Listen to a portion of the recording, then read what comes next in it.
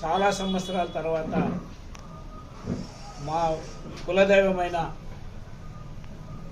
మారమ్మ తల్లికి చాలా సంవత్సరాలు మొక్కుబడి ఉండింది.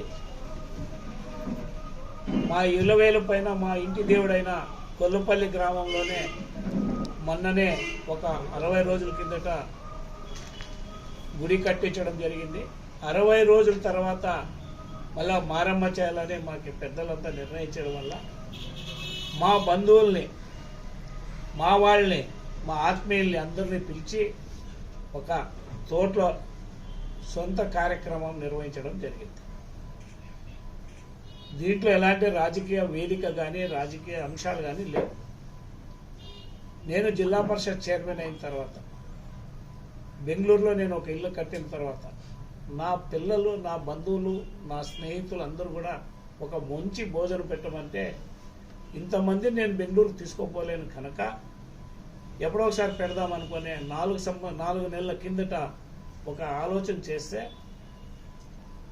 దురదృష్టశాతం కొన్ని రాష్ట్ర రాజకీయ పరిస్థితుల కారణంగా చేయలేకపోయాను. ఈ పెద్దల్ని కాలువ శ్రీనివాసులు గారిని మరి దీపక్ రెడ్డి గారిని కూడా ఆహ్వానించడం జరిగింది. దీన్ని రకరకాలుగా రాజకీయాలకి ముడిపెట్టడం, సొంత కార్యక్రమాన్ని కూడా ఒక రకంగా బాధ అవుతా ఉంది.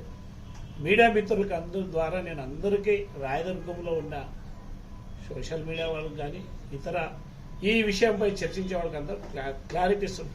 ఇది రాజకీయ వేదిక కాదు, ఇది రాజకీయ విందు కాదు, రాజకీయాలకు సంబంధం లేకుండా కేవలం సొంతంగా మా తోటలో నిర్వహించే ఒక మారమ్మ పూజా కార్యక్రమాన్ని దయచేసి అందరూ మంచి మనసుతో ఆలోచించాల్సిందిగా నేను తెలియజేస్తున్నాను. నేను 40 సంవత్సరాలుగా రాజకీయాల్లో ఉన్నాను. 1984లో నా రాజకీయ ప్రస్థానం ప్రారంభించాను. 8 మంది శాసనసభ్యులు చూసిన అనేక సందర్భాల్లో అనేక మంది నన్ను ఆరోపించడం జరిగింది, నా పైన బురద చల్లడం.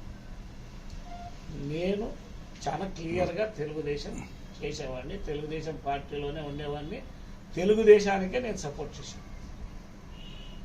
ఇంక వేరే పార్టీ గురించి, వేరే రాజకీయాల గురించి నేను మాట్లాడతాను. మా నాయకుడు ఇప్పుడు రాయదుర్గంలో కాలువ శ్రీనివాసులు గారు, ఆయన కాదని వేరే కార్యక్రమాలు ఎందుకు చేస్తాం మేము?